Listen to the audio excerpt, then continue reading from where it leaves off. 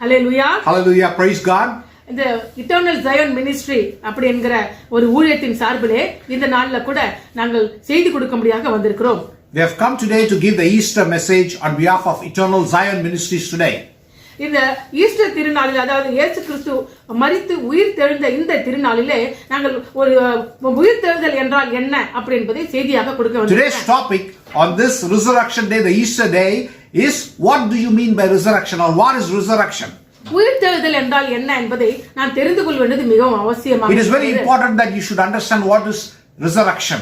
அதற்கு திறவுகோல் வசனமாக அப்போஸ்தலர் அதிகாரம் 3ஆம் அதிகாரம் 15ஆம் வசனத்தை நான் வாசிக்கிறேன். For the key verse for today's meditation is found in Acts of the Apostles chapter 3 verse 15. இந்த அப்போஸ்தலர் அதிகாரம் 3ஆம் அதிகாரத்தில் பார்க்கும் பொழுது பெந்தேகோஸ்தே நாளிலே பேதுரு எழுந்து இப்படியாக முதல் பிரசங்கத்தை செய்கிறார்.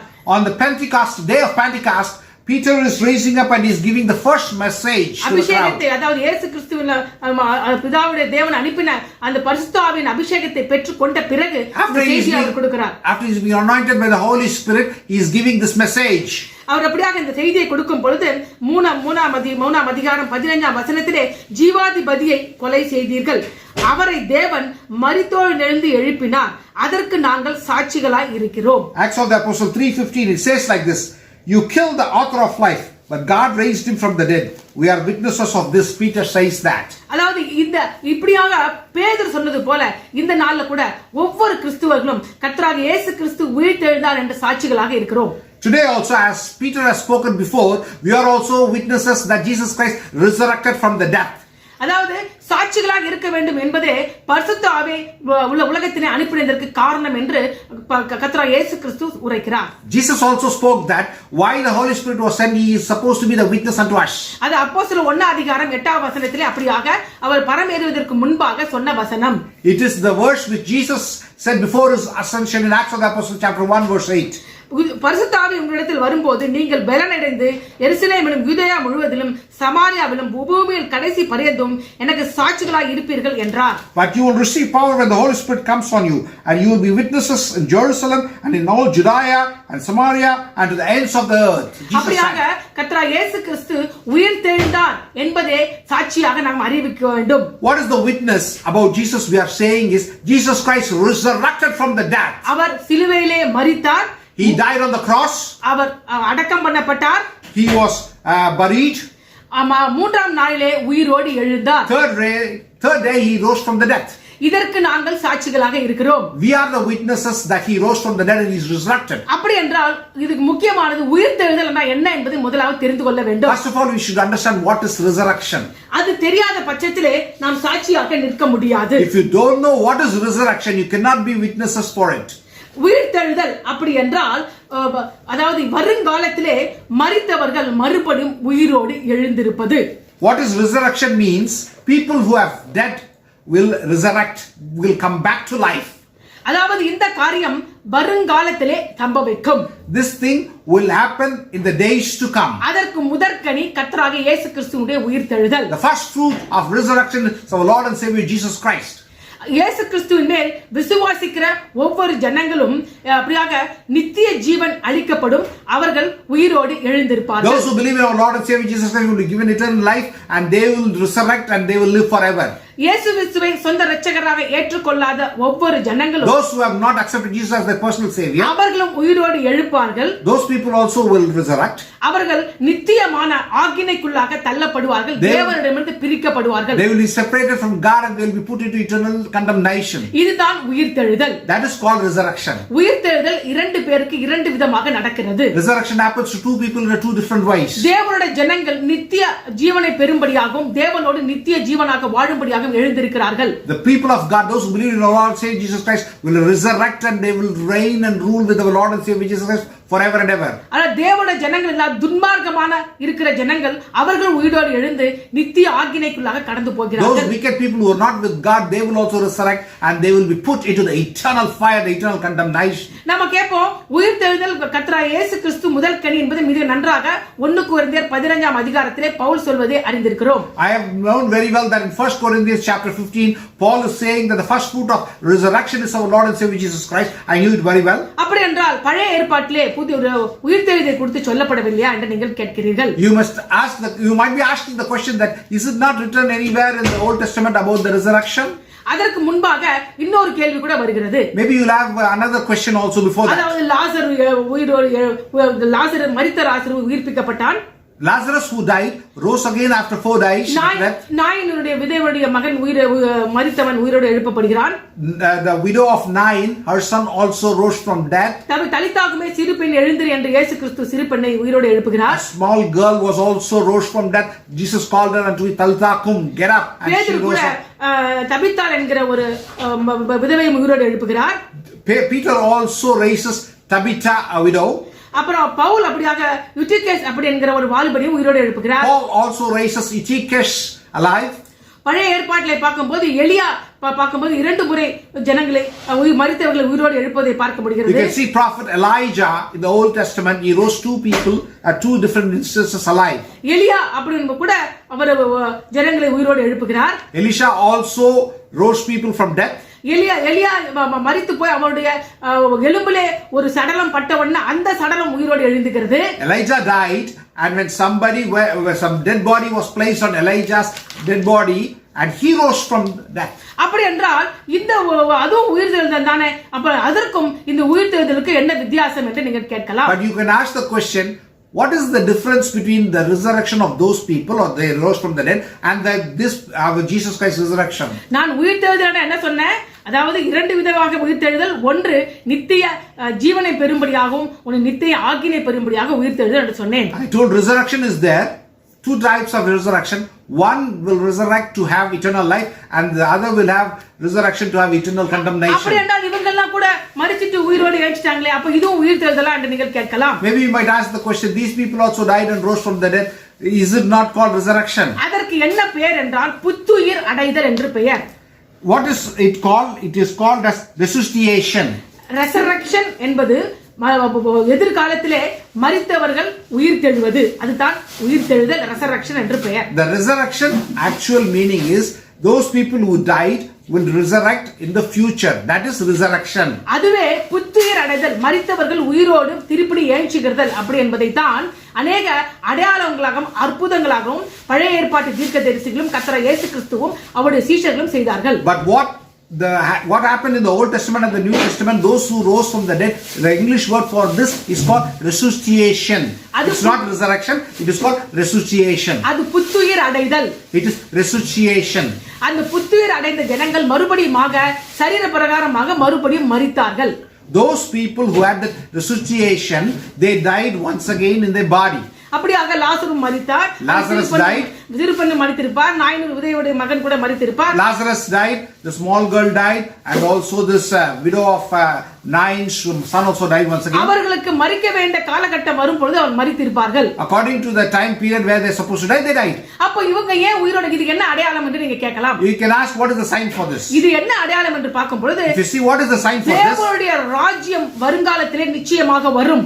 It is true that the kingdom of God will come in the future. அந்த தேவனுடைய ராஜ்யத்திலே உயிர்த்தெழுந்த ஜனங்கள் தேவனோடு கூட உலகத்தை ஆளுகை செய்வார்கள் என்பதை ஃபோர்ஷேடோவாக அடையாளமாக காட்டும்படியாகவே இருந்த உயிர்த்தெழுதல், இந்த புத்துயிர் அடைதல் நடந்தது. The resuscitation was a foreshadow that the resurrection should happen. That is why the resuscitation happened before. இதெல்லாம் ஒரு அடையாளமாகவே முன்பாக நடந்து கொண்டே வந்தது. It was a foreshadow which happened in the previous sector. எப்படி மரித்தவர்கள் உயிரோடு எழுச்சிகிறது. What is that? The people who died, they will rise from the dead. That is called the resuscitation. அதான் கர்த்தர் இயேசு கிறிஸ்து சொன்னாரு, பரலோக ராஜ்யம் சமீபத்திற்கு என்று பிரசங்கித்து விட்டு மரித்தவர்களை உயிரோடு எழுப்புங்கள் என்று கூட சீஷர்களுக்கு சொல்லி அனுப்பிச்சாரு. To the disciples Jesus said that the kingdom of heaven is near. Those who are dead, please raise them up. அப்புறம் வந்து வியாதியா இருக்கிறவங்க சுகப்படுத்துங்க. Please heal those who are sick. பிசாசுகளை துரத்துங்க.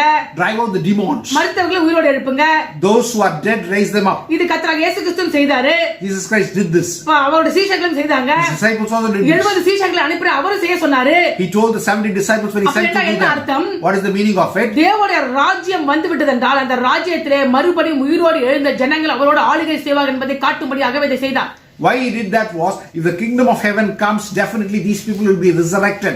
That is the reason he showed us the resuscitation, this will happen. அப்படியாக அதுதான் அந்த புத்துயிர் அடைதல் என்பது தேவனுடைய ராஜ்யம் சமீபத்தில் இருந்து விட்டது என்பதற்கு அடையாளம். The sign or the foreshadow is the kingdom of heaven is there. That is why the resuscitation happened. அப்போ முதலாவது ஒரு முன்னுரை என்ன சொல்லி கொடுத்தேன், உயிர்த்தெழுதல் என்ன சொல்லி கொடுத்து முடித்து விட்டேன். As an introduction we have given you what is resurrection and the difference between the resurrection and the resuscitation. அதாவது புத்துயிர் அடைதலுக்கும் உயிரோடு எழுந்திருப்பதற்கும் இருக்கிற வித்தியாசத்தை நாங்க சொல்லி கொடுத்தேன். Already you have found and you have known the difference between resuscitation and the resurrection. அந்த புத்துயிர் அடைதல் என்பது உயிர்த்தெழுதலுக்கு ஒரு அடையாளமாக இருக்கிறது. Resuscitation is a foreshadow of the resurrection. தேவனுடைய ராஜ்யம் சமீபத்தில் வந்து விட்டது என்பதற்கு ஒரு அடையாளமாகவே அந்த புத்துயிர் அடைதல் இருக்கிறது. It is a foreshadow that the kingdom of heaven is near. That is why it had happened.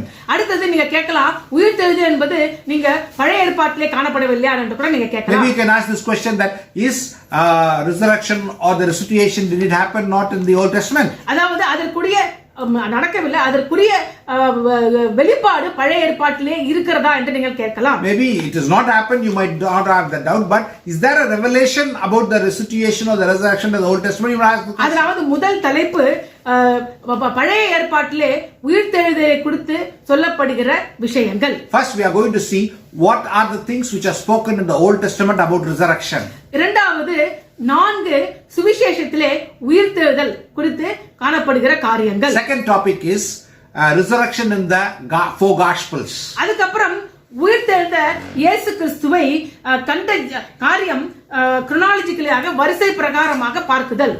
Next, how they witnessed Jesus Christ in the chronological order, we are going to see that. முதலாவது பழைய ஏற்பாட்டிலே உயிர்த்தெழுதலை குறித்து காணப்படுகிற சம்பவம் காரியம். First, what is mentioned about resurrection in the Old Testament, we are going to meditate on that. இரண்டாவது, Secondly, கர்த்தராகிய இயேசு கிறிஸ்துவுடைய உயிர்த்தெழுதல் 4 சுவிசேஷங்களிலே குறிப்பிட்டது என்ன? what is mentioned about the resurrection of Jesus Christ in the 4 Gospels, we are going to see. 4 சுவிசேஷங்களிலும் கொடுக்கப்பட்ட காரியம் கொஞ்சம் கொஞ்சம் வித்தியாசமாக இருப்பதை நீங்க பார்க்கிறீர்கள். You can see that it is a bit different in 4 Gospels about the resurrection. அது ஏன் வித்தியாசமாக கொடுக்கப்பட்டது, அதெல்லாம் கரெக்ட்டா, எது கரெக்ட் எது தப்பு என்று பல சந்தேகங்கள் எழுகிறது உங்களுக்கு. Many doubts it is coming to you that is it correct, which is wrong, which is right, some kind of a doubt you are having, we are going to clarify. அதனால அந்த 4 சுவிசேஷத்தை எழுதின அந்த 4 ஆசிரியர்களும் ஏன் அவ்வாறு எழுதினார்கள், அது எழுதுறோட நோக்கம் என்ன என்பதை இரண்டாவது தலைப்பிலே சொல்லிக் கொடுப்பேன். Second topic we will see why the authors of the first Gospels wrote like that and what is the concurrence about it.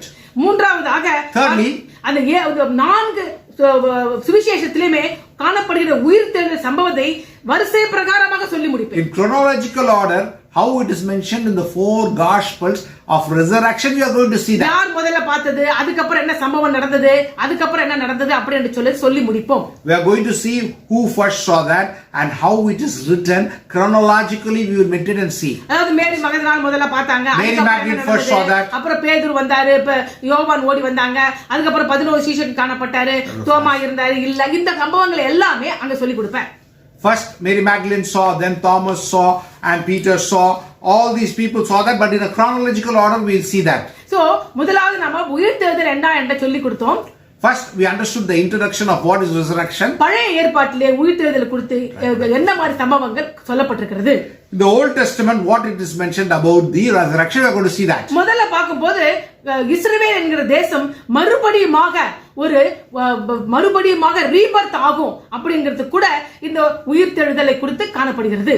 Israel will give a rebirth. It is also mentioned the nation of the express hope of nation of rebirthing of Israel is also mentioned. அது எசேக்கியேல் 37 அதிகாரத்திலே மரித்து போன, அதாவது காய்ந்து போன அந்த எலும்புகள் எல்லாம் மறுபோடு ஜனங்கள் உயிரோடு எழும்புவதை பார்க்க முடிகிறது. In Ezekiel chapter 37 we can see that dry bones are getting up and it is forming into a person and a body, that is showing the rebirth of Israel. அது நீங்க பார்க்கலாம், அவங்க உயிரோடு எழுந்தாங்களே, அது என்ன உயிர்த்தெழுதல்னு நீங்க கேட்கலாம். You might ask, those people also resuscitated, what is this resurrection? அது எதற்கு அடையாளமாக இருக்கிறது? What is the foreshadow of it? அந்த நேரத்திலே இஸ்ரவேல் என்கிற தேசமானது ஜனங்கள் பாபிலோனிலே சிறைப்பட்டு எதிர்காலமே இல்லாம அழுது கொண்டிருந்த நேரத்திலே மறுபடியும் இஸ்ரேல் அந்த தேசம் ஸ்தாபிக்கப்படும் என்பதை காண்பிப்பதற்காக இது ஒரு காண்பிக்கப்பட்டது. People were in captivity in Babylon. That is the time people are crying, but it was a foreshadow showing that these people will be going back from the exiles and they will once again have the nation of Israel. That is what was foreshadowed. அவங்க சொன்ன பிரகாரமாக இப்ப Israel தேசம் அருமையாக காணப்பட்டு கொண்டிருக்கு. According to what is prophesied, there is a country called Israel right now. அவங்க நினைச்சாங்க இஸ்ரேல் தேசம் அவ்வளவுதான் முடிஞ்சிருச்சு அப்படின்ட்டு. அல்ல, மறுபடியும் இஸ்ரேல் ரீபர்த் ஆகும் என்பதை காண்பிப்பதற்காகவே இந்த ஒரு தரிசனமானது எசேக்கியேல் தீர்க்கதரிசிக்கு காண்பிக்கப்பட்டது. Ezekiel 37, Ezekiel had a vision that Israel is going to rebirth. That is why it was happened. அது அந்த ஜனங்களை அதிகமாக தைரியப்படுத்தியது. This made the people to have a lot of courage.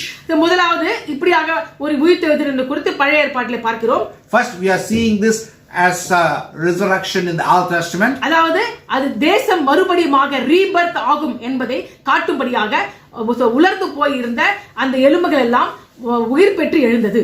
Firstly, we are seeing that Israel will rebirth as a foreshadow. What happened? All the dry bones were joined together and it had a rebirth. அடுத்தது என்ன பார்க்கும்போது What are we seeing? தாவீது ஒரு சங்கீதத்தை எழுதுறார். அடுத்தது David is writing another psalm. அவர் அந்த தாவீது எழுதும் போது ஒரு 500 BC அப்படி அந்த டேட்டா சொல்றாங்க வல்லுனர்கள். People, the theologians say that he could have written in 500 BC. ஏனென்றா அந்த 500 BCல தாவீது மிகுந்த ஒரு சந்தோஷமான வாழ்க்கை வாழ்ந்து கொண்டிருந்தார். In 500 BC, David was living a very joyful life. அப்படியாக அவர் ராஜா ஆயிட்டாரு.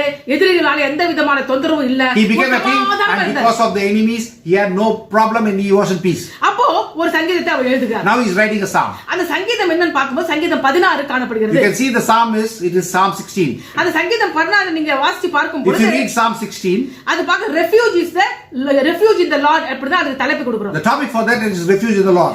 தேவன் கிட்டே நமக்கு அடைக்கலம். refuge in the Lord. அவர் என்ன சொல்றாரு பாக்கும்போது எனக்கு நல்ல சாப்பாடு கிடைச்சது, எனக்கு நல்ல ஒரு குடிக்க தண்ணி இருக்கு, I got good food, I got good drinks, எனக்கு அந்த தேவன் ஒரு தேசத்தை கொடுத்திருக்கிறார், God has given me a nation, எனக்கு அருமையான ஒரு இடம் காணப்படுகிறது, I have a very beautiful place to என்னோட சுதந்திரத்துல நான் சந்தோஷமாக இருக்கிறேன், in my inheritance I have got very much joyfulness. அப்படி எல்லாம் சொல்லிவிட்டு இவங்க என்ன பண்றார் பாக்கும்போது after he said that what he did, you know, நான் மரித்தா கூட என் தேவன் அதிலே இருந்து என்னை காப்பாத்துவார்னு சொல்றார். he says that if I die also Lord will save me from that. அது சங்கீதம் 16:10 காணப்படுகிறது. You can read that in Psalm 16:10. என் ஆத்துமாவை பாதாளத்தில் விடீர், உம்முடைய பரிசுத்தவானை அழிவை காண வெட்டீர் அப்படி என்று சொல்லி தாவீது அங்கு பாடுகிறார். He is singing that in Psalms 16:10, because you will not abandon me to the grave, nor will you let your holy one see decay. அப்போ இது என்னடா, இது நீங்க சொன்னா இதையே நம்ம என்ன சொல்றாங்க பார்க்கும் பொழுது பேதுரு ஆனன் எழுப்பி அந்த பெந்தகோஸ்தே நாள்ல மெசேஜ் கொடுத்தாரு இல்லையா? Peter also gave the message on the day of Pentecost. அப்போ ஜனங்க கிட்ட சொல்லணும் இல்லையா, இந்த மரித்த உயிர்த்தெழுந்த இயேசு தான் மெசியா அப்படினு சொல்ல வேண்டும் அல்லவா? He has to say that this resurrected Jesus Christ who rose from the dead is the Messiah. அப்போ பழைய ஏற்பாட்டில இருந்து இந்த தாவீது எழுதின 16ஆம் சங்கீதம் 10வது வசனத்தையே பேதுரு குறித்து காமிக்கிறார், குறிப்பிடுகிறார். Peter now infers and says Psalm 16:10, what David said, he infers and he speaks in this message. அவன் என்ன சொல்றார் பார்க்கறோமா? அப்போஸ்தலர் அதிகாரத்திலே பார்க்கும் பொழுது, if you see the Acts of the Apostle, அப்போஸ்தலர் 2 அதிகாரம் 25 ல இருந்து 28 வசனம் பார்க்கும்போது, if you see from Acts of the Apostle 2:25 to 28, அதாவது உங்களுக்கு தெரியும் தாவீது சங்கீதம் எழுதினார். ஆனா அந்த சங்கீதத்திலே பார்க்கும்போது அவர் என்னை பாதாளத்திலே தேவன் விட மாட்டார்னு எழுதி இருக்கிறாரு. he is written, David has written the psalm, he says that God will not abandon me in the guiles. ஆனா தாவீது என்ன பண்ணிட்டாரு, மரிச்சாரு. அவர் அடக்கம் பண்ண கல்லறை கூட அங்கதான் இருக்கு. He is saying that David went to the Hades, he died and he was buried and his graveyard is also there. ஆனா அந்த தாவீதின் சந்ததியில் வந்த இயேசு கிறிஸ்துவையே இது குறிப்பிடுகிறது, அவர் உயிரோடு எழுந்தார், அவரே மெசியா என்று சொல்கிறார்கள். He is saying that Jesus who came from the ancestry of David or descendant of David, it is him who is the Messiah. Please follow him. அப்போ இந்த தாவீது 16ஆம் சங்கீதம் 10ஆம் வசனத்திலே சொல்லப்பட்ட அந்த வசனத்தை புதிய ஏற்பாட்டிலே சரியாக விளக்கம் கொடுக்கிறார் பேதுருவும் பவுலும். Peter and Paul give some very good explanation about Psalms 16:10, which is spoken in the Old Testament, what it actually infers. Pavul அப்படியாக மிக அற்புதமான ஒரு எக்ஸ்பிளனேஷனை அப்போஸ்தலர் 13 அதிகாரம் 35 ல இருந்து 39 ல அப்படியாக கொடுக்கிறார். Paul gives a beautiful explanation in Acts of the Apostle chapter 13 verses 35 to 39. அன்றியும் உம்முடைய பரிசுத்தர் அழிவை காண வெட்டீர் என்று வேறொரு சங்கீதத்திலே சொல்லி இருக்கிறது. 35. தன் காலத்திலே தேவனுடைய சித்தத்தின்படி அவருடைய ஊழியம் செய்த பின்பு நித்திரை அடைந்து தன் பிதாவிடத்தில் சேர்க்கப்பட்டு அழிவை கண்டான். தேவனால் எழுப்பப்பட்டவரோ அழிவை காணவில்லை. So it is stated elsewhere, you will not let your Holy One see decay. For when David had served God's purpose in his own generation, he fell asleep. He was buried with his father and his body decayed. But the one who God raised from the dead, that is our Lord Jesus Christ, did not see decay. இந்த வசனத்தை பவுலானவர் பிசிதியா நாட்டில் உள்ள அந்தியோகியா பட்டணத்திலே சொல்கிறார். Paul is preaching this in Pisidia in Antioch. இது அந்த ஒரு சினகாக்ல ஜெபாலயத்திலே இது பிரசங்கிக்கிறார். He is preaching this in a synagogue. இது கீழ வசனத்தை பார்க்கும்போது अनेक யூதர்கள் இந்த சாட்சியை கேட்டு ரட்சிக்கப்படுகிறார்கள். If you read the chapter in the bottom verse, you see that many Jews heard this, they believed and they become Christians. பேதுருவானவன் பெந்தெகோஸ்தே நாளை எழுப்பி அந்த மெசேஜை கொடுத்தவண்ண अनेक யூதர்கள் அன்றைக்கே ரட்சிப்பை அடைகிறார்கள். When Peter gave the message, immediately many people accepted Jesus Christ as a savior and they came towards God. முக்கியமாக உயிர் தெழுந்தார் இயேசு, அதற்கு ஒரே அடையாள வசனம் சங்கீதம் 16:10 என்று சொல்லி பேதுரு உரைக்கிறார். Peter is saying that Jesus Christ rose from the dead, he resurrected. The key verse for that is Psalm 16:10. He says that. அதை கேட்ட ஜனங்கள் யூதர்கள் ரட்சிக்கப்படுகிறார்கள். People, the Jews who heard that, they were saved.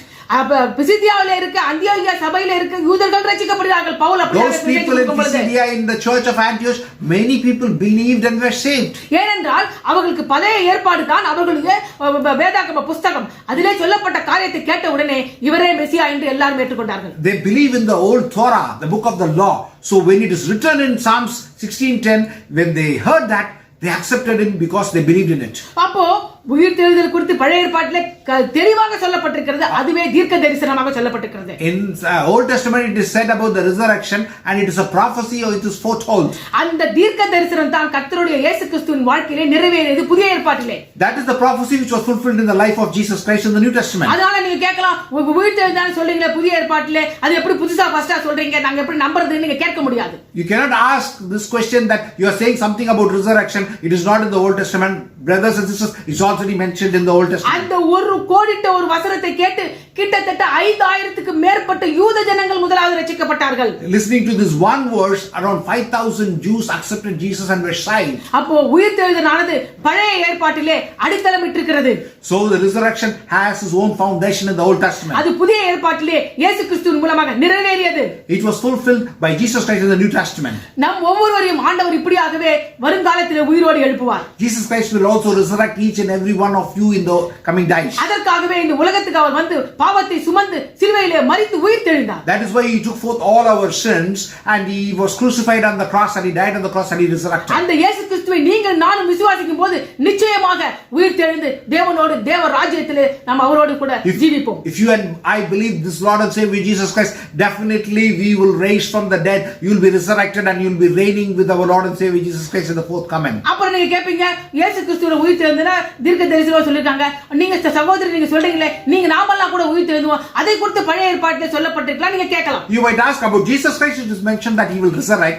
What about us? Is it mentioned that we will resurrect? In the Old Testament you can ask this question. அதே பழைய ஏற்பாட்டிலே சங்கீதம் 49லே அப்படியாக ஒவ்வொரு ஜனங்களும் உயிர்த்தெழுவார்கள் என்று சொல்லப்பட்டிருக்கிறது. In Psalms 49 also it is mentioned that each and every people will resurrect. சங்கீதம் 49 14 15 நான் வாசிக்கிறேன். I'm going to read Psalms 49 14 and 15. ஆட்டு மந்தையை போல பாதாளத்திலே கிடத்தப்படுகிறார்கள், மரணம் அவர்களை மேய்த்து போடும், செம்மையானவர்கள் அதிகாலையில் அவர்களை ஆண்டு கொள்வார்கள், அவர்கள் தங்கள் வாசஸ்தலத்திலே நிலைத்திருக்க கூடாதபடி அவர்கள் ரூபத்தை பாதாளம் அழிக்கும், ஆனாலும் தேவன் என் ஆத்துமாவை பாதாளத்தின் வல்லமைக்கு தப்புவித்து மீட்பார், அவர் என்னை ஏற்றுக்கொள்வார். Psalms 49 14 and 15. I'm going to quickly read it. Like sheep they are destined for the grave and death will feed on them. The upright will rule over them in the morning. Their forms will decay in the grave, far from their princely mansions. But God will redeem my life. From the grave he will surely take me to himself. அப்போ எல்லாரும் மரணத்தை சந்திப்பார்கள். So everybody will die. எல்லாரும் மறுபடியும் உயிர்த்தெழுவார்கள். Everybody will resurrect. இதை எங்க கண்டுகொள்கிறோம்? Where we are reading it? சங்கீதம் 49 15 14 சொல்கிறது. This is what is written in Psalms 49 14 and 15. அப்போ ஒவ்வொரு தனிப்பட்ட ஜனங்களும் உயிர்த்தெழுந்த பிறகு கர்த்தராகிய இயேசு கிறிஸ்துவை நிச்சயமாக பார்ப்பார்கள். Those who are resurrected from the dead will definitely see our Lord and Savior Jesus Christ face to face. இதெல்லாம் எங்க இருக்கு? பழைய ஏற்பாட்டிலே சொல்லி இருக்கிறது. Where is all this written? It is written in the Old Testament. So நம்ம முதல் தலைப்பை முடித்து விட்டோம். பழைய ஏற்பாட்டிலே உயிர்த்தெழுதலை குறித்து என்ன சொல்லப்பட்டிருக்கிறது என்பதை நான் முடித்து விட்டோம். First topic we have finished. What is mentioned about resurrection in the Old Testament? அடுத்த டாபிக் என்னன்னு பாக்கும்போது உயிர்த்தெழுந்த இயேசு கிறிஸ்துவை குறித்து 4 சுவிசேஷங்களில் என்ன குறிப்பிடப்பட்டிருக்கிறது. Now next topic is we are going to see what it is mentioned about Jesus Christ's resurrection in the 4 Gospels. அப்போ உயிர்த்தெழுந்த இயேசு கிறிஸ்துவை குறித்து 4 சுவிசேஷங்களும் தெளிவாக விளக்கி இருக்கிறாங்க. All the 4 Gospels have clearly explained about the resurrection of our Lord Jesus Christ. ஒன்று முக்கியமாக அந்த 4 சுவிசேஷத்தை சொல்றாங்க. என்னன்னு பார்க்கும் பொழுது empty tomb.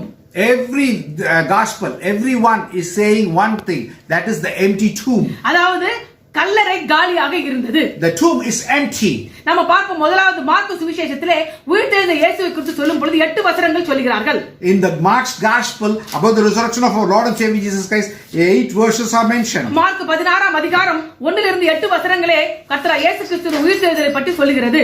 In Mark's gospel chapter 16 from verses 1 to 8, it is mentioning about the resurrection of our Lord Jesus Christ. 16ஆம் அதிகாரம் 1 லிருந்து 4 வசனம் என்ன சொல்கிறது பாக்கும்போது ஸ்திரீகள் போய் அதாவது அந்த டூம்பு எம்டியா இருக்கு அப்படினு கண்டுபிடிக்கிறார்கள். You can see that the women are going and seeing that the tomb is empty. In Mark's gospel chapter 16 verses 1 to 4. முதல்ல ஸ்திரீகளுக்கு என்ன தெரியுது? அந்த கல்லறை காலியா இருக்கு. First the women know that the tomb is empty.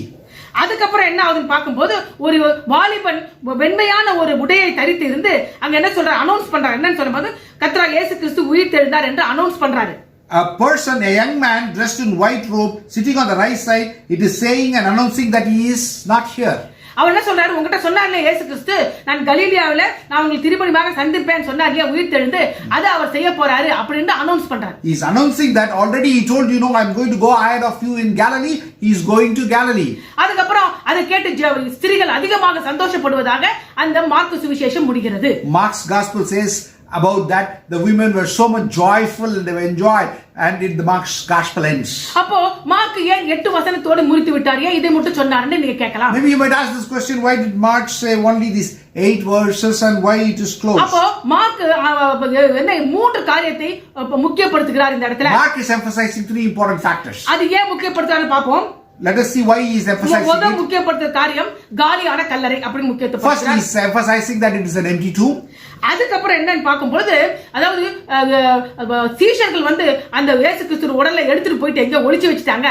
ஒளிச்சு வச்சுட்டு அவங்க போய் சொல்றாங்க அப்படி என்பதை அதற்கான பதிலை அங்க கொடுக்கிறார். He is giving an answer that maybe people will say that the disciples have taken and robbed and kept the body of Jesus Christ. He gives the answer there. எப்படி ஆன்சர் பண்ணா அந்த வெள்ளை உடை தரித்த அந்த தூதன் வந்து சொல்றாரு உங்களுக்கு முன்னாடியே சொன்னார் இல்லையா உயிர்த்தெழுந்து கலிலேயாவுக்கு நான் போவேன்னு அப்படியாக நீங்க அங்க போய் பார்க்கணும் அப்படி என்பதை அவங்க உணர்த்துவதனால அவர்கள் இயேசு கிறிஸ்துவோட சடலத்தை போய் எங்கயாவது மரிச்சு வச்சு போய் சொல்லல அப்படி என்பதை அவர் அறிவுறுத்துகிறார். He is emphasizing that there was a young man dressed in a white robe sitting on the right side. He said that he has gone already to Galilee as he said, and he emphasizes that means they have not hidden the body of Jesus Christ. அது மூணாவது ஒன்னு சொல்றாரு. Thirdly he is saying பிரதான கற்பனை என்ன பிரதான கட்டளை அது உலகமெங்கும் போய் சுவிசேஷத்தை அறிவிங்க. The most important commandment is saying that go and preach the gospel to the whole world. So இதோட அவர் முடித்து விடுகிறார். He is completing it like our that. சொல்ல வந்தது 3 காரியம். What he wanted to say was 3 things. முதலாவது காலியான கல்லறை. First thing is the empty tomb. இரண்டாவது இயேசுவோட சடலத்தை திருடிட்டு போய் சீஷர்கள் போய் சொல்லல. It is not that the disciples are lying that they took and hid the body of Jesus. மூன்றாவது பிரதான கட்டளையாக உலகமெங்கும் போய் சுவிசேஷத்தை அறிவிங்கள். Third thing is the great commandment saying to the disciples go preach the gospel. அதுக்கப்புறம் பார்க்கும்போது லூக்கா சுவிசேஷத்தை பார்ப்போம். First we saw Mark and secondly we are seeing Luke's gospel. மத்தேயு சுவிசேஷத்தை பார்ப்போம். Let us see next Matthew's gospel. மத்தேயு சுவிசேஷத்தை பார்க்கும் பொழுது when you see Matthew's gospel இங்க பாக்கும்போது அதே தான் இங்கே திருப்பி சொல்றாங்க. The same thing is mentioned here. இங்க இந்த இடத்துல பாக்கும்போது கூட கல்லறை காலியாக இருக்கிறது. Here also you see the first thing that the tomb is empty. அதுக்கப்புறம் போது இயேசு கிறிஸ்துவான உயிர்த்தெழுந்தாரு அதனால நீங்க அவங்க எல்லாம் போய் சொல்றாங்க அப்படி என்பது கிடையாது என்பதை மறுபடியும் அவர் உணர்த்துகிறார். He is once again emphasizing that nobody can lie that Jesus Christ resurrected. அதை கண்டு ஸ்திரீகள் அதிகமாக சந்தோஷப்படுவதாக அங்கும் காணப்படுகிறது. You can see that the women were overjoyed of the resurrection of Jesus Christ. இதையே 2 சுவிசேஷத்தை சொல்லி முடிக்கிறாங்க. 2 of the gospels mention this and close. Main என்னது அவர் உயிர்த்தெழுந்தாரு சீஷர்கள் பொய் சொல்லவில்லை, அவர்கள் முன்கூட்டியே உயிர் தெழுவேன் என்று தம் சீஷருக்கு சொல்லியிருந்தாரு. அதுதான் நடக்குதுங்கறாங்க. What he is saying, the empty tomb, and he did not tell a lie, as he foretold, he rose again from the dead, and everybody were joyful. அதனால நீங்க என்ன செய்யுங்க, உயிர் தெழுந்தது உண்மையே என்பது இந்த ரெண்டு சாட்சிகளும் அறிவுறுத்துகிறார்கள். See, the resurrection was the truth. These two witnesses, Matthew and Mark, are emphasizing this. அதாவது மோசே சொன்னாரு, எந்த ஒரு சம்பவமும் 2 அல்லது 3 சாட்சிகள் மூலமாக உறுதிப்படுத்தப்படும் என்று. Moses said that any incident should be always accomplished with 2 or 3 witnesses. இங்க 4 விட்னஸ் இருக்கு. Here we have 4 witnesses the gospel. முதல் 2 விட்னஸ் வரிச்சோம். We have already seen the first 2 witnesses. லூக்கா காஸ்பலுக்கு வருவோம். லூக்கா எழுதின சுவிசேஷத்துக்கு வருவோம். Let's go to the third one, the Luke's gospel. அதுல 53 வசனங்கள் உயிர்த்தெழுதலை பற்றி லூக்கா எழுதுகிறார். But Luke's gospel, Luke is writing 53 verses about resurrection. அது ஏன் என்று பார்க்கும்போது லூக்கா வனவர் யாருக்கு இந்த சுவிசேஷத்தை எழுதுறான்னு பார்க்கும்போது, if you see to whom Luke wrote his gospel, ஒரு ரோமனாக இருக்கிறார் அவரு, தியோபலஸ். He is writing to a Roman called Theophilus. அவருக்கு சுவிசேஷம் அறிவிச்சு அவர் ரட்சிக்கப்பட்டிருக்கிறாரு. This guy has been announced the gospel and he has been saved. அவர்கிட்ட என்ன சொல்றாரு, நடந்த சம்பவத்தை நான் கிரயமாக உனக்கு சொல்றேன்ப்பா அப்படின்னு சொல்லி இந்த லூக்கா சுவிசேஷத்தையும் அப்போஸ்தல சுவிசேஷத்தையும் அப்போஸ்தல நடபடிகளையும் எழுதுகிறார். What he is doing, I am going to tell you the gist of what had happened. That is why he wrote the Luke's gospel and the Acts gospel. அப்போ இதை வந்து ஒரு புறஜாதிகளுக்கு எழுதுறார். So this has been written to the Gentiles. அவ பழைய ஏற்பாட்டை அறிந்த யூதர்களுக்கு எழுத சொன்னா கூட அவர்கள் உயிர்த்தெழுதல் என்னன்னா ஓரளவுக்கு அதை சொல்லி கொடுத்தா இல்லையா, சங்கீதத்துல காணப்படுது, அப்படி இல்ல யோபு சொன்னாரு அப்படின்னு சொல்லி கொடுத்தா. ஆனா இதெல்லாம் இவங்களுக்கு பழைய இந்த புறஜாதிகளுக்கு இதெல்லாம் தெரியாது. See, the Jews might know it is written in the Psalms and it is written in the book of Job, but the Gentiles don't know that about the resurrection. It is mentioned in the Old Testament. அப்போ கர்த்தராகிய இயேசு கிறிஸ்து உயிர்த்தெழுந்த சடல, அதாவது அவர் உயிர்த்தெழுந்த போது அவருக்கு சரீரம் இருந்தது என்பதை லூக்கா சுட்டிக்காட்ட வேண்டும். So Luke has to emphasize that when Jesus rose from the dead, he was in the bodily form and he was a human. அப்போ அவர் உயிரோடு எழுந்த போது அவர் சரீரத்திலே சரீரம் காணப்பட்டது என்பதை லூக்கா மிக அதிகமாக எம்பசைஸ் பண்றதை பார்க்க முடிகிறது. Here Luke is more emphasizing that when Jesus Christ was resurrected and when he rose from the dead, he had bodily fleshly personality. அதுதான் லூக்கா 24 அதிகாரத்துல 30வது வசனத்துல பார்க்க முடிகிறது. That is what Luke has mentioned in Luke's Gospel chapter 24 verse 30. லூக்கா 24:30 இப்படியாக சொல்லுகிறது. Luke's Gospel chapter 24 verse 30 அவர்களோடு அவர் பந்தியில் கையால் அப்பத்தை எடுத்து ஆசீர்வதித்து அதை பிட்டு அவர்களுக்கு கொடுத்தார். When he was at the table with them, he took bread, gave thanks, broke it and gave it to them. அப்போ அவர் கண்கள் திறக்கப்பட்டது என்று சொல்லப்பட்டிருக்கிறது. Then their eyes were opened. அது மாத்திரமா 37ல 44 வசனத்தை பார்க்கும் பொழுது, not only that, from 37th verse to 45th verse, அவர்கள் கண்டு கலங்கி பயந்து ஒரு ஆவியை காண்கிறதாக நினைத்தார்கள். அவர்களை நோக்கி, நீங்கள் ஏன் கலங்குகிறீர்கள்? உங்கள் இருதயம் ஏன் சந்தேகங்கள் எழுந்திருக்கிறது என்ன? நான் தான் என்று அறியும்படிக்கு என் கைகளையும் என் கால்களையும் பாருங்கள், என்னை தொட்டு பாருங்கள். நீங்கள் காண்கிறபடி எனக்கு மாம்சமும் எலும்புகளும் உண்டாயிருக்கிறது போல ஒரு ஆவிக்கு இராதே என்று சொல்லி தம்முடைய கைகளையும் கால்களையும் அவர்களுக்கு காண்பித்தார். They were startled and frightened, thinking they saw ghosts. He said to them, why are you troubled? Why have you doubts in my? Look at my hands and my feet. It is I myself. Touch me and see. A ghost does not have a flesh and bones as you see. அப்போ மத்தேயு சுவிசேஷத்திலும் mark சுவிசேஷத்திலும் இப்படியாக நான் சரீரத்தோடு இருக்கேன், என்னை தொட்டு பாருங்க, நான் ஆவி இல்ல, பயப்படாதீங்க நான் அப்படின்னு சொல்ல எந்த காரியமும் அங்க சொல்லப்படல. But if you see in Matthew and Mark, never they mentioned that I have my bodily flesh, touch me and see me, I am a human.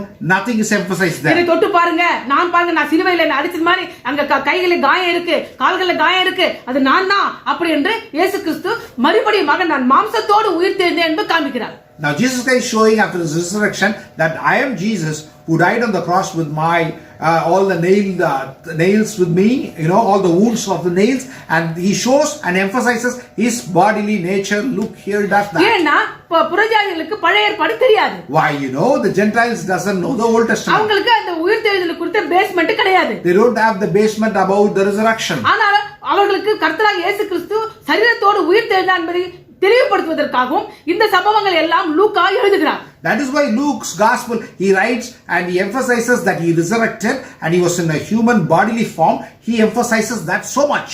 ஆனா அது மார்க்கும் மத்தேயும் எழுதவில்லை. But Mark and Matthew did not emphasize on that. புரியுதுங்களா? அது மாத்திரம் மூணாவது காரியம் என்ன சொல்றான்னு பாக்கும்போது, thirdly what he says, அவர் என்ன எம்பசைஸ் பண்றாருன்னா, பழைய ஏற்பாட்டு தீர்க்க தரிசனங்கள் எல்லாம் இயேசு கிறிஸ்து மரித்து உயிர்த்தெழுதலை நிறைவேறிட்டு விட்டது என்பதையும் புறஜாதிகளுக்கு மறுபடியும் சொல்கிறார். He is saying to the Gentiles that all the prophecies have been fulfilled in our Lord and Savior Jesus Christ after his death and his resurrection. அது பழைய ஏற்பாட்டுல போட்டிருக்குப்பா, அதெல்லாம் இப்போ இயேசு கிறிஸ்து நிறைவேறிட்டார் என்பதை அவர்களுக்கு சொல்லுகிறார். அது எங்க பார்க்கிறோம்? 24 அதிகாரம் 44வது வசனம் நான் வாசிக்கிறேன். That is why he is saying all the Old Testament prophecies have been fulfilled in the Jesus Christ resurrection. அது லூக்கா 24:44 அவர்களை நோக்கி, மோசேயின் நியாயப்பிரமாணத்திலும் தீர்க்கதரிசிகளின் ஆகமங்களிலும் சங்கீதங்களிலும் என்னை குறித்து எழுதியிருக்கிறவர்கள் எல்லாம் நிறைவேற வேண்டியது என்று நான் உங்களோடு இருந்தபோது உங்களுக்கு சொல்லிக் கொண்டு வந்த விஷயங்கள் இவைகளே என்றார். He said in Luke's Gospel 24:44, he said to them that is what I told you while I was still with you.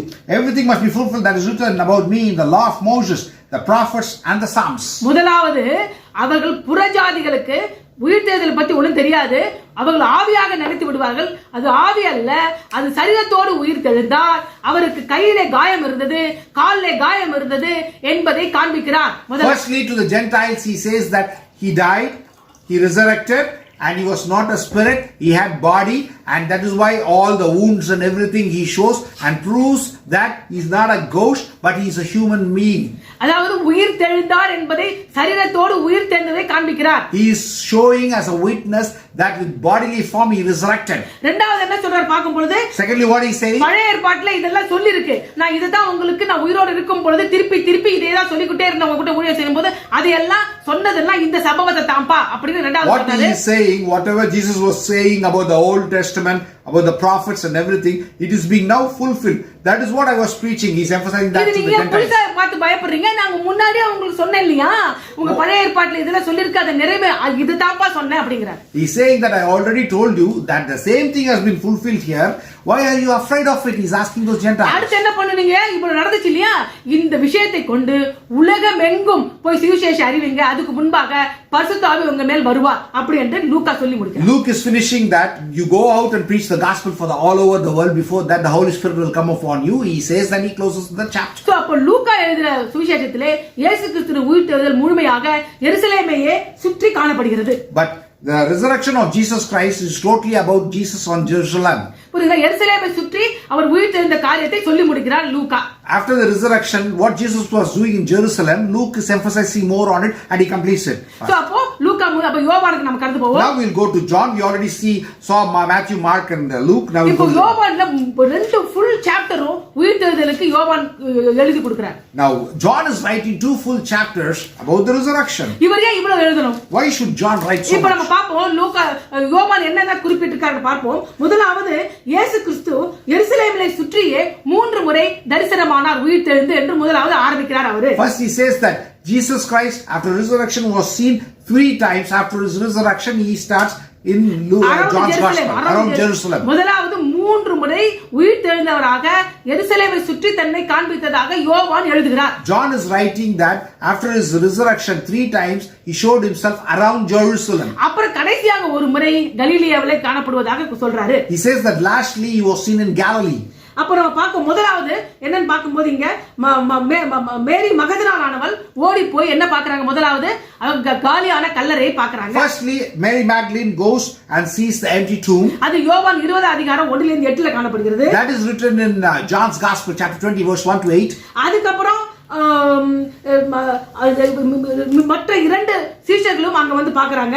Then the 2 other disciples come and witness the empty tomb. அதுக்கு அப்புறம் மறுபடியும் 11 சீஷர்களுக்கும் 10 சீஷர்கள் காணப்படுது. அப்ப தோமா கிடையாது.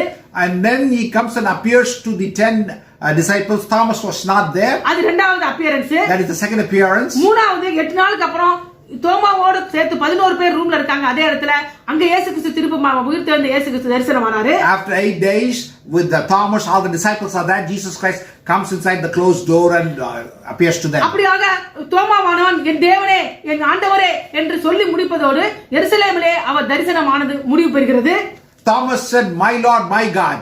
And after that the appearance of Jesus in Jerusalem is completed. அது மாத்திரமல்ல யோவான் கூட அவர் சரீரத்தோடு தான் உயிர்த்தெழுந்தார் என்பதை மறுபடியுமாக யோவான் கிட்ட தோமா கிட்டே சொல்றாரு. உன் விரலை நீட்டி என் கையிலே போடு, உன் கையை கொண்டு வந்து விழாவிலே போடு என்று சொல்லி மாம்சத்திலே உயிர்த்தெழுந்தார் என்பதை யோவானும் மறுபடியுமாக எம்பசைஸ் பண்றார். John is also emphasizing that Jesus Christ came into the flesh. That is why Jesus told to Thomas, put your finger into my hands and put your finger into my side and see that my wounds are here there. உன் விரலை நீட்டி என் கையை பார், உன் கையை நீட்டி என் விழாவிலே போடு, அவிசுவாசியா இராதே, விசுவாசியா இரு என்று சொல்கிறார். Then he said to Thomas, put your finger here, see my hands, reach out your hand, put it into my side, stop doubting and believe, Jesus said. அதோடு எருசலேமிலே சுற்றி அவர் உயிர்த்தெழுந்தவராக காணப்படுவது நிறைவு பெறுகிறது. Afterwards his appearance after the resurrection in Jerusalem is completed. அதுக்கப்புறம் யோவான் 21 கலிலியா கடற்கரையிலே உயிர்த்தெழுந்த இயேசு கிறிஸ்து மறுபடியும் அவர் தரிசனமாகிறார். Afterwards the resurrected Jesus Christ appeared at the Sea of Galilee or Tiberias. எதற்கு திருப்பி தரிசனமாகிறார்? Why did he appear to them? வீழ்ச்சி அடைந்த பேதுருக்கு மறுபடியும் அவர்கிட்ட லீடர்ஷிப் நான் கொடுக்கிறேன்ப்பா, என்னோட ஆடுகளை மேய்ப்பாயாக 3 முறை சொல்லி அவர்கிட்ட அந்த லீடர்ஷிப்பை கொடுக்கிறார். He's going and telling to backslidden Peter 3 times. He is saying, will you feed my sheep, will you feed my lamb? He says because he wants to give the leadership of the church to Peter. அதற்காகத்தான் ஒரு சுவிசேஷத்துல ஒரு சம்பவத்தை இடம்பெறுகிறது. That is why in the 4 gospels the emphasis has been different. முதல்ல பாக்கும்போது எல்லாருமே காலியான கல்லறை இருப்பதாக திருப்பி சொல்றாங்க. Firstly everybody says there was an empty tomb, which is the truth. அதுக்கப்புறம் சீஷர்கள் இயேசுவுடைய சடலத்தை கொண்டு போய் மறைச்சு வச்சிட்டு அவர்கள் போய் சொல்லவில்லை என்று காண்பிக்கிறார்கள். Secondly they are showing that the disciples did not tell a lie, that taking the body of Jesus Christ to hide it or மூன்றாவது நீங்க போய் நிச்சயமாக போய் உலகமெங்கும் சுவிசேஷத்தை அறிவிக்க வேண்டும் என்ற பிரதான கட்டளையை கொடுக்க சொல்றாங்க. The most great commission or the commandment was go ye preach the gospel unto the world and bring everybody to the fold. அது மாத்திரமல்ல உயிர்த்தெழுந்தவர் ஆவி இல்லை, அவருக்கு ஆவி கிடையாது, அவருக்கு சரீரம் உண்டு என்பதை லூக்காவும் யோவானும் மறுபடியுமாக தெளிவாக உணர்த்துகிறார்கள். Luke and John emphasizes once again that he is not a spirit. He was come with bodily form. He had body. They emphasize that he was a bodily natured person after the resurrection. அது மாத்திரமல்லாமல் நம்ம சங்கீதத்தில் பார்த்தோம் இல்லையா, சங்கீதம் 16:10 அநேக காரியங்களை பார்த்தோம். அந்த காரியங்கள் எல்லாமே இந்த சம்பவத்திலே நிறைவேறி முடித்து விட்டது என்பதையும் லூக்கா தெளிவாக சொல்கிறார்.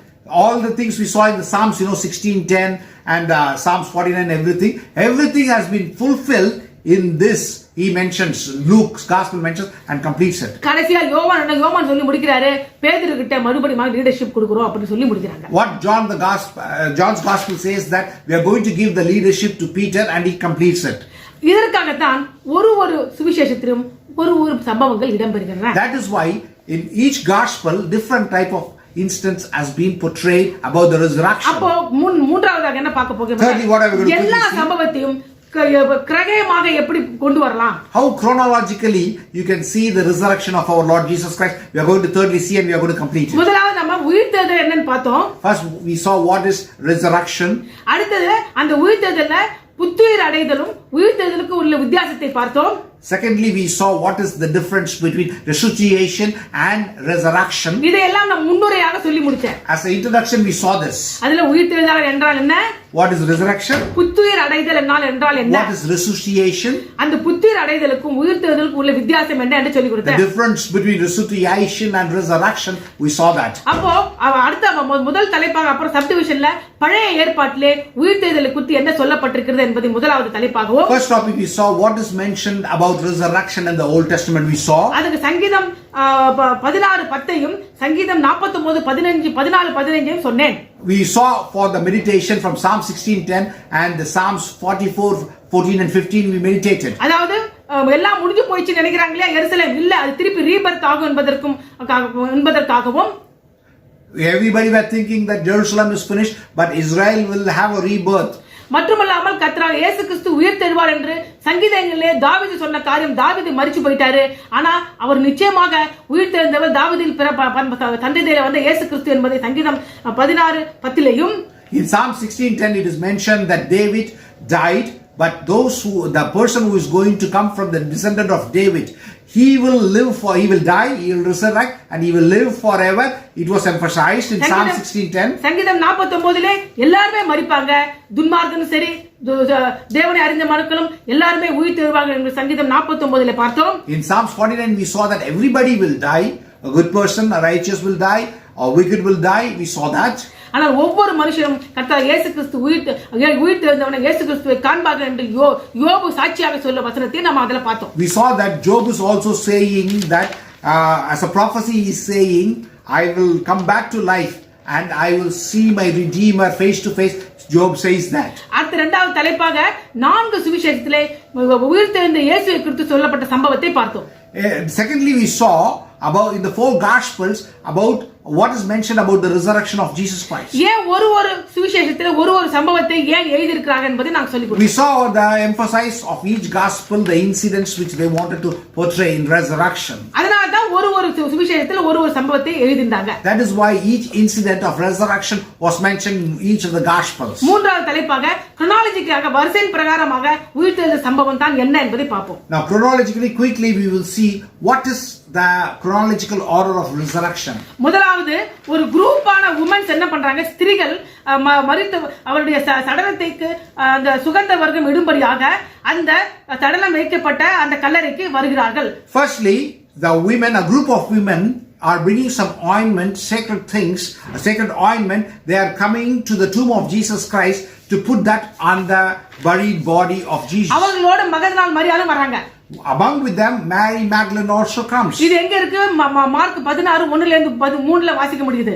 This you can see in Mark chapter 16 1-3. இது மத்தேயு 28ல இருக்கு, லூக்கா 24ல இருக்கு, யோவான் 20ல இது காணப்படுது. This is mentioned in Matthew 28, Luke 24 and John 20. முதலாவது கூட்டமாக ஸ்திரீகள் இயேசுவோட சரீரத்திற்கு சுகந்த விடும்படியாக அந்த கல்லறைக்கு வராங்க. அவ்வளவுதான். Now the group of women, first thing, the group of women come to the tomb of Jesus to put the ointment on the buried body of Jesus. அவங்க கூட இருக்கிற அநேக ஸ்திரீகள்ல ஒரு ஸ்திரியோட பேர் மேரி மகதலால். Among the women was a lady called Mary Magdalene. So இப்போ இவங்க வந்துட்டாங்க. Now everybody has come. அவங்க வந்த என்ன ஆச்சு பார்த்தாங்கன்னா அங்க வந்து 2 young men உட்கார்ந்திருக்காங்க. Now when they came there, there were 2 young men sitting.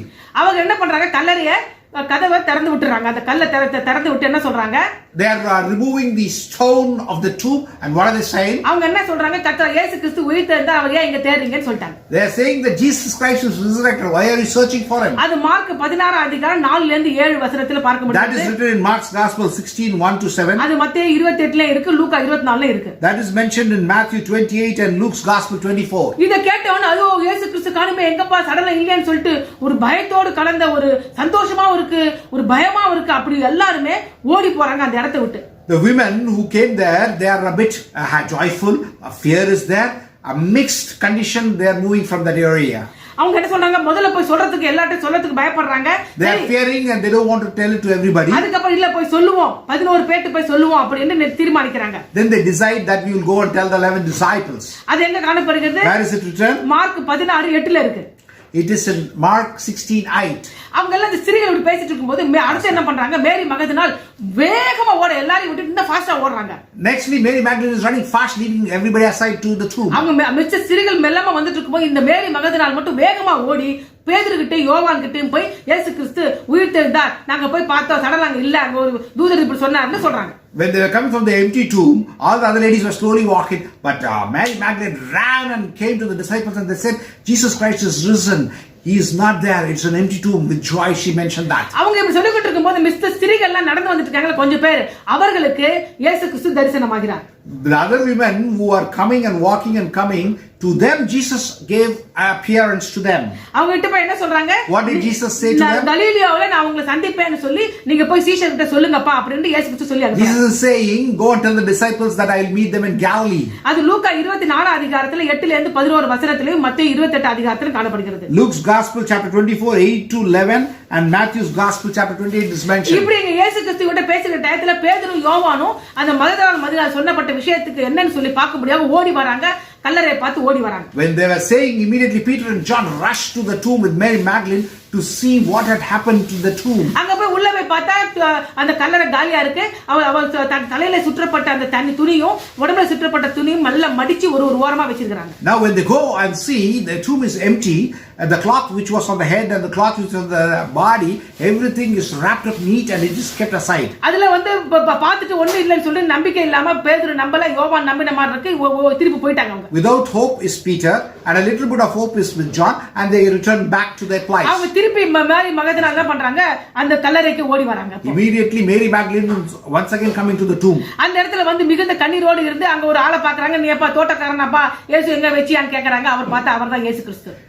She's coming and once again coming to the tomb and she is weeping. She's asking to the gardener, where is Jesus Christ? But unfortunately or fortunately, it is Jesus Christ to whom she is talking. அதுக்கப்புறம் மத்தியான நேரத்துல என்ன பண்றாங்க, ரெண்டு சீஷர்கள் எருசலேம்ல இருந்து கடந்து போறாங்க. அவங்க பேரு அவங்கள போய் இயேசு கிறிஸ்து சந்திக்கிறார் எம்மாவூர் ரோட்ல. Now in the road to Emmaus, two disciples are walking and going in the afternoon. Jesus Christ goes and appears to them and he talks to them. அதாவது முதல்ல அவர் கூட சேர்ந்து நடக்கிற ஒரு மனுஷன் மாதிரி கடந்து வராங்க. அதுக்கு அப்புறம் பார்த்தா அவர்தான் இயேசு கிறிஸ்து என்று அவருக்கு தரிசனமா காண்பிக்கிறார். He is first just walking as the other person, but then he reveals and shows his appearance that he is Jesus Christ to the two disciples of Emmaus. அது எங்க லூக்கா 24 அதிகாரத்துல 13ல இருந்து 15 வசனத்துல காணப்படுகிறது. Luke's Gospel chapter 24 verses 13 to 35 it is written. அதே evening, இப்ப afternoon முடிஞ்சிச்சு, evening டயத்துல என்ன ஆகுது, அந்த afternoon is completed. In the evening what is happening? அந்த சண்டே ஈவினிங்ல எருசலேம்ல இருக்க 10 சீஷர்களுக்கு அடைப்பட்ட ரூம்ல இருந்த அந்த 10 சீஷர்களுக்கு இயேசு தரிசனமாகிறார். Now in the evening 10 disciples who are in the closed room, Jesus gives his appearance to them. அது லூக்கா 24 அதிகாரத்துல 36ல 43ல இருக்கு, யோவான் 20லயும் காணப்படுகிறது. It's written in Luke's Gospel 24 verses 36 to 43, and in John 20 also it's mentioned. அப்புறம் ஒரு வாரம் கழிச்சு, after 1 week, மறுபடியும் 8 நாள், அது முடிஞ்சு 8 நாள், 8வது நாளிலே on the 8th day 11 சீஷர்களும் தோமாவோட அங்கே இருக்காங்க. ஐயோ அடைப்பட்ட கதவுல இஸ்ரவேல்ல எருசலேம்ல அங்க திருப்பி தரிசனமாகிறார். They are in the closed room. The 11 disciples are on the 8th day. Jesus comes inside the closed room and he shows his appearance and his vision. அதுக்கப்புறம் கொஞ்ச நாளுக்கு அப்புறம் பார்க்கும் பொழுது கலிலியாவுல பேதுரு சொல்றான், நான் திருப்பி மீன் பிடிக்க போறேன், யாரெல்லாம் என் கூட வரீங்கப்பா. Peter is saying once again, I wanted to be a fisherman, I'm going to go for fishing. Who is going to come with me? And he goes to Galilee. அவங்க கலிலியாக்கு போயிட்டாங்க. இப்போ now they are going to Galilee. கலிலியால உட்கார்ந்து நம்ம மீன் பிடிக்க போறோம். கலிலியா தான் அவங்க மீன் பிடிக்க தொடங்க ஆரம்பிச்சாங்க. நாங்க திருப்பி மீன் பிடிக்க they started fishing in Galilee, so they were going to Galilee to do fishing. எல்லாம் முடிஞ்சு போச்சு, இந்த வயசுக்கு ஊத்தி என்னன்னு சொல்றேன், நம்ம வந்து அவ்வளவு ஃபினிஷ் ஆயிடுச்சு, நம்ம அவங்க வேலையை பார்க்கலாம், வாங்கப்பா மீன் பிடி சொல்லி நம்ம சோத்துக்கு வழியை பார்க்கலாம்னு சொல்லிட்டு மீன் பிடிக்க போறாங்க. They are thinking that Jesus Christ's life is finished. Let's go fishing and have our livelihood. We will take care of our livelihood by getting the fish, selling it and taking care of it. அது first கூப்பிட்டதே பேதுரு தான், வாப்பா. அத கேட்டு எல்லாம் பின்னாடியே போயிட்டாங்க. Now Peter was the first person who called all the disciples and everybody went with Peter. அது யோவான் 21ல காணப்படுகிறது. That is written in John's Gospel.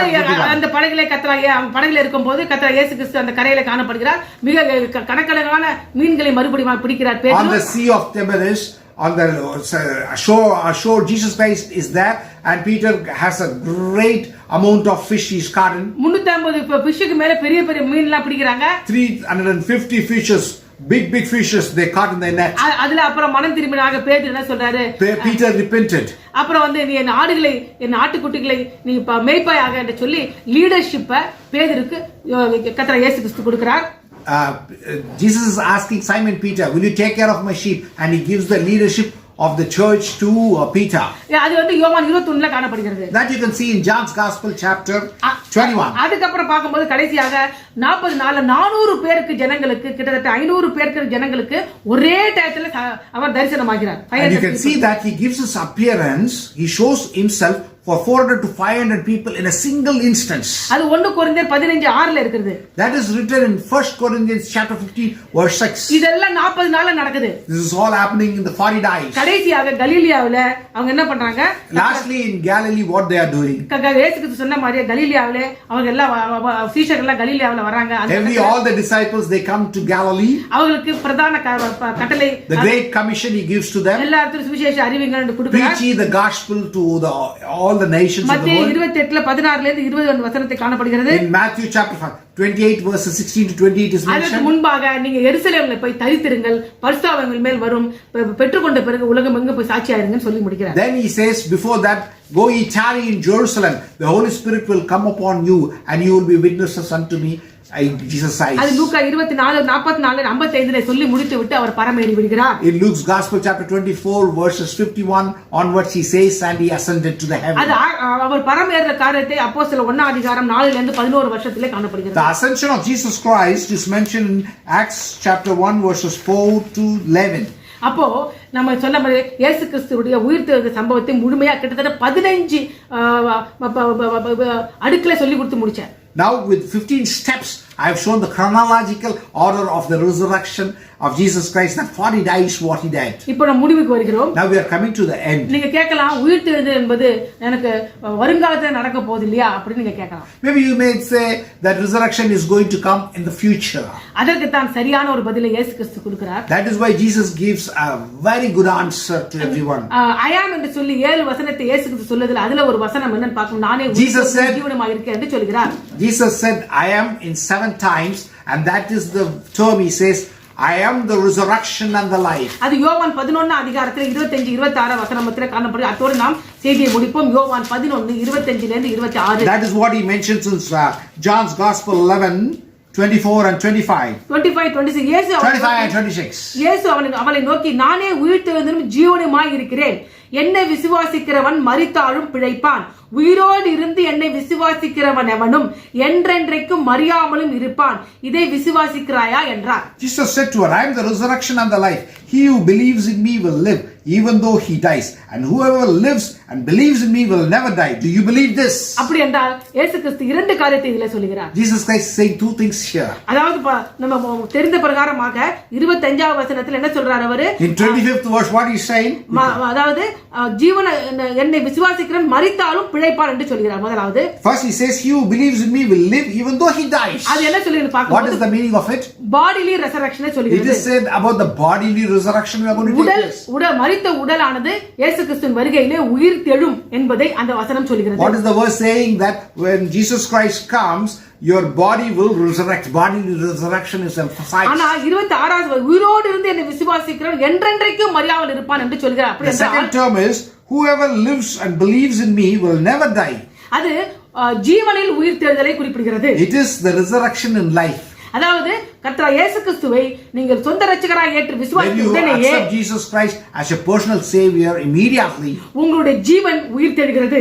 Your life is resurrected. அதுதான் the resurrection of life என்று சொல்லுவோம். That is what we call it as resurrection of life. அதை இயேசுவை சொந்த இரட்சகராக ஏற்றுக்கொண்ட ஒவ்வொருவருக்கும் சம்பவித்து விட்டது. This has happened to everybody who has accepted Jesus Christ as the personal savior. ஆனா கர்த்தர் இயேசு கிறிஸ்து ரகசிய வருகையிலே In the secret coming of our Lord and Savior Jesus Christ, நம்ம சரீரமானது உயிர்த்தெழும். our body will resurrect. உயிரோடு நாம இருந்துச்சுன்னா நம்ம எடுத்துக்கொள்வார். மரித்தவர்களை முதலாவது உயிரோடு எழுந்து அவரோடு கூட எடுத்துக்கொள்ளப்படுவார்கள். Those are dead will resurrect, and those who are alive they will resurrect also, and they will be taken up in the air. அப்படியாக உயிர்த்தெழுந்த ஒருவரும் நம்ம உலகத்திலே காணப்படுகிற வாழ்க்கையெல்லாம் அப்ப வாழ மாட்டோம். We won't be living a life as we are leading the life in the world right now. கர்த்தர் இயேசு கிறிஸ்து இப்படியாக அந்த மகதனால் மரியாள் இயேசுவை உயிர்த்தெழுந்த இயேசுவை பார்த்த உடனே அவங்க கெட்டியா பிடிச்சிட்டு அப்படியே பிடித்துக் கொண்ட போது இயேசு கிறிஸ்து சொல்றார், என்னை தொடாதே, நான் பிதாவிடம் போக வேண்டும் என்று சொல்கிறார். But when Mary Magdalene saw Jesus Christ after the resurrection, she wanted to come and hug him, but Jesus says, don't touch me, I have to go to my Father. He instructs her. அது என்ன அர்த்தம் என்று பார்க்கும்போது, what is the meaning of it if you see? யோவான் 20:14 பார்க்கும்போது அதுக்கு அர்த்தம் என்னவென்றால், what is the meaning of that you see in John's Gospel 20:14? நான் உயிரோடு எழுந்து விட்டேன், I have resurrected, ஆனா நான் பழையபடிக்கு இந்த சரீரத்தோடு உங்களோடு சேர்ந்து உலகத்தில் ஊழியம் செஞ்சிட்டு இருக்க மாட்டேன். I won't be doing my ministry as my old bodily ministry I'll be doing. நான் பிதாவிட்ட போய்டுவேன். I'll go to my Father. பிதாவிட்ட போன பரிசுத்த ஆவி உங்க மேல வரும். When I go to my Father, the Holy Spirit will come over you. பரிசுத்த ஆவியானவர் உங்களோடு கூட வாசம் பண்ணுவார். The Holy Spirit will reign and rule over you. ஆத்துமாவிலே நீங்க எங்களோடு கூட இருப்பீங்க. In soul you'll be united with me. அந்த இணைப்போடு கூட உலகத்திலும் என்று சுவிசேஷத்தை அறிவிங்கள் என்று with that unity go and preach the gospel to the whole world. அதுதான் யோவான் 20:17 17ஆம் வசனத்தில் அப்படியாக வெளிப்படுத்துகிறார். That is what he mentions in John's Gospel 20:17 verse. அப்படியாகவே Likewise, நம்ம உயிர் தெழுந்த பிறகு after we are resurrected, நமக்கு திருமணம் ஆயிருந்தா கூட கணவன் மனைவி உறவுகள் எல்லாம் காணப்படாது. though you are married, you will not have the husband and wife relationship. தாய் மகள், மகன் தாய், அப்பா என்கிற உறவுகள் எல்லாம் இருக்காது. The family bondings won't be there. ஆனால் உயிர் தெழுந்த சரீரத்திலே நமக்கு பழைய சரீரத்திலே காணப்படுகிற அடையாளம் இருக்கும். But whatever the identity you had in the old humanly body, you will have that identity. அப்போ நீங்க யார் என்பதை அதனால் கண்டுகொள்ள முடியும். That is why you will know who you are in that body. உயிர் தெழுந்த கர்த்தராகிய இயேசு கிறிஸ்து நான் பிதாவிடம் போகிறேன் என்று சொன்னது போல நாமும் கர்த்தராகிய இயேசு கிறிஸ்துவோடு கூட என்றென்றும் இருந்து நித்திய ஜீவன் ஜீவிப்போம். அவரோடு கூட நம் As Jesus said that I am going to the Father, you and I will be united with Jesus Christ, and you will be doing the ministry from eternity to eternity with our Lord and Savior Jesus Christ. இதுவே நம்முடைய முடிவாக இருக்கிறது. This will be our end. இவ்வளவு பெரிய காரியத்தை இந்த நாள் நாம் கண்டுகொண்டோம். We have understood such a great description. இந்த விஷயத்துல உயிர் தெழுதல் என்ன தெரிந்து கொண்ட நாம We have understood what is resurrection. கர்த்தராகிய இயேசு கிறிஸ்துவை சொந்த இரட்சகராக ஏற்றுக்கொள்ளாவிட்டால், If you don't accept Jesus as your personal Savior, நீங்க நிச்சயமாக உயிர் தெழுவீங்க. you will definitely resurrect. எப்பொழுது உயிர் தெழுவீங்க? When you will resurrect, வெள்ளை சிங்காசன நியாய தீர்ப்பிலே உயிர் தெழுவீர்கள். you will resurrect during the white throne judgment. அங்கே உங்களுக்கு நியாயம் தீர்க்கப்பட்டு நீ நித்திய ஆக்கினையிலே தள்ளப்படுவீர்கள். You will be judged and thrown into the eternal fire, the condemnation. அதற்கு இரண்டாம் மரணம் என்று பெயர். It is called the second death. ஆனால் ஜீவ புஸ்தகத்திலே பேர் எழுதப்பட்டவர்களுக்கு இரண்டாம் மரணம் கிடையாது. Those whose names is written in the book of life, they will not have the second death. நாம மரிக்கிற வரைக்கும் ஆண்டவர் தருணம் கொடுக்கிறாரு. Till your death, God gives you an opportunity. நீங்க and a chance. மரிக்கிறதுக்கு முன்பாக சொந்த இரட்சகராக இயேசுவை ஏற்றுக்கொண்டு விட்டீர்கள் என்றால், Before your death, if you accept Jesus as your personal Savior, ஜீவ புஸ்தகத்திலே உங்கள் பெயர் இடம் பெற்றிருக்கும். your name will be written in the book of life. கர்த்தராகிய இயேசு கிறிஸ்து வருகையிலே ரகசிய வருகையிலே எடுத்துக்கொள்ளப்படுவீர்கள். In the second coming and the secret coming, you will be taken with our Lord Jesus கர்த்தராகிய Christ. இயேசு கிறிஸ்து இரண்டாவது வருகையிலே இந்த உலகத்துக்கு வந்து தேவனோடு கூட 1000 வருட அரசாட்சி செய்வீர்கள். You will come with Jesus Christ in the second coming, and you will rule in the millennium. ஆண்டவரோடு நித்தியமாக புதிய எருசலேம், புதிய வானம், புதிய பூமி, புதிய எருசலேமிலே நித்தியமாக அவரோடு வாழ்வோம் என்று ரெவலேஷன் 22 சொல்லி முடிக்கிறது. Revelation 22 says that when you come back with Jesus Christ, you will reign, rule with Him in the new Jerusalem, new heaven and new earth, and you will live with Jesus Christ for eternity. இப்போ காணப்படுகிற இந்த உலகம் அக்னிக்கிரையாக வைக்கப்பட்டிருக்கிறது. Now this world will go into fire. இப்பொழுது நமக்கு இருக்கிற சரீரம் அழிவுக்குள்ளாக வைக்கப்பட்டிருக்கிறது. This body which is kept right now, it is corruptible. ஆனா இந்த அழிவுள்ள சரீரமானது அழிவில்லாத சரீரமாக நிச்சயமாக ஒரு நாள் This corruptible body will become incorruptible one day, definitely. இந்த அழிவுள்ள உலகத்தில் அல்ல, நித்திய உலகத்திலே தேவனோடு என்றென்றைக்கும் நாம் ஜீவிக்க போகிறோம். Not in this corruptible world, but the incorruptible world. You will rule, reign with our Lord Jesus Christ forever and ever. அதனால இன்றைக்கே கர்த்தராகிய இயேசு கிறிஸ்துவை சொந்த இரட்சகராக ஏற்றுக்கொள்ளுங்கள். Today itself is the day. Today itself is the time. Accept Jesus Christ as your personal Savior. கர்த்தராகிய தேவன் தாமே இந்த மெசேஜை ஆசீர்வதிப்பாராக. We understood what is resurrection, and let us all resurrect in our Lord and Savior Jesus Christ. Let our Lord Jesus Christ bless this message. Amen. Praise the Lord. Hallelujah.